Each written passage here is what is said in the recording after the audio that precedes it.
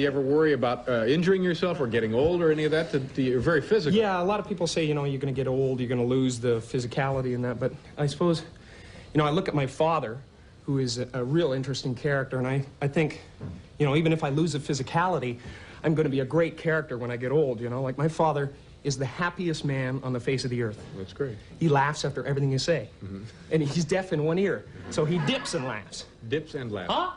Huh? Welcome to Impressionable. Today, we delve into some of the most outrageous and hilarious tales from one of comedy's greatest legends, Jim Carrey. We've compiled a no-nonsense collection of his craziest Hollywood stories that will have you laughing and shaking your head in disbelief. Up first, Jim fondly remembers Chris Farley visiting his home during a children's party, where Farley transformed into a playful, free-spirited whale, much like Free Willy. One of the great humans ever to exist. Yeah. He came to my house one time during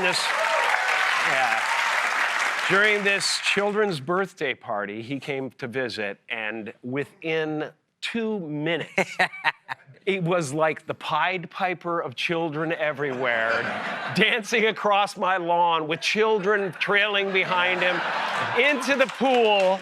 Suddenly he was a whale. He was Free Willy. Next, Jim recounts a night of intentionally awful stand-up designed to rile up his audience. After 2 relentless hours, he received a standing ovation, then crawled through the crowd, jumped behind a piano, and sang a song to express his feelings toward the audience. And I just couldn't acquiesce. I couldn't lose the fight. So I stayed up until about 2 hours later, I said I was leaving to a standing ovation. they just loved it because they were just like this. And I left the stage, and then I crawled through the crowd and jumped up behind the piano and began to sing, "I hate you all, you gave me cancer." Another gem is when Jim bumped into Tommy Lee Jones at a restaurant. Jim approached him casually, but Jones, visibly disturbed, expressed his disdain for Jim's antics. And I went over and I said, "Oh yeah, great." I went over and I said, "Hey Tommy, how you doing?" Like that, and the blood just drained from his face. And he started shaking, and he got up and he went like this. He must have been in mid-kill me fantasy or something like that. He was like like this, and he went like to hug me, and he said, "I hate you." And I pulled up a chair, which probably wasn't smart. And he said, "I cannot sanction your buffoonery." In a nostalgic moment, Jim shares a childhood memory of an Irish teacher who taught him to pray to the Virgin Mary for what he wanted. After praying for a bike, Jim found a brand new Mustang bike in his living room 2 weeks later, won in a raffle he never entered. It was an Irish teacher I had in the 2nd grade who said, you know, whenever I want something, I pray to the Virgin Mary and I ask her to ask God for it. And you know, I promise something in return and I get whatever I want. Prayed for a bike, and 2 weeks later, I walked into the living room and there was a brand new Mustang bike with a banana seat and you know, chopper handlebars. And it turns out I won it in a raffle that I never entered. Next, Jim shares how he survived the grueling 8-hour makeup sessions for The Grinch in 2000 by bringing in a pro who trained CIA operatives to endure torture. He coped by punching his legs and chain smoking, using an extra-long cigarette holder to avoid setting the yak hair on fire. To hire a gentleman who is trained to teach CIA operatives how to endure torture.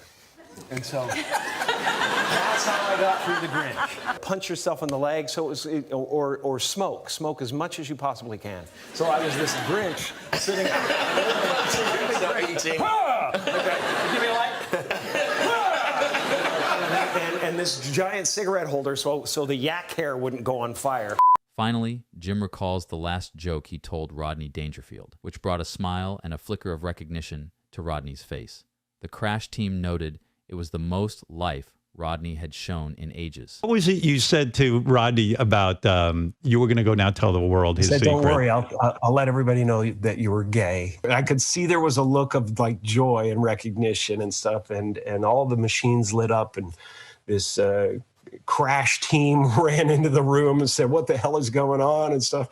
And they said, "God, he hasn't shown any signs like that in a long time." That's it for today's video. Make sure to hit that like and subscribe button if you like the content, and comment down below if you have a comedian you'd like us to feature.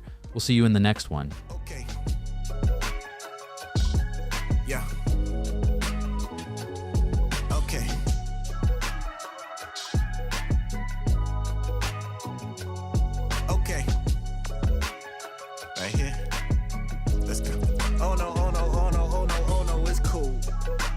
You can go on and lie to me, cause I can see right through your lies. But baby, it's not fazing me, it's cool. Facts. I see them texts you sending me. You know you got them tendencies, and I can be your therapy, it's cool.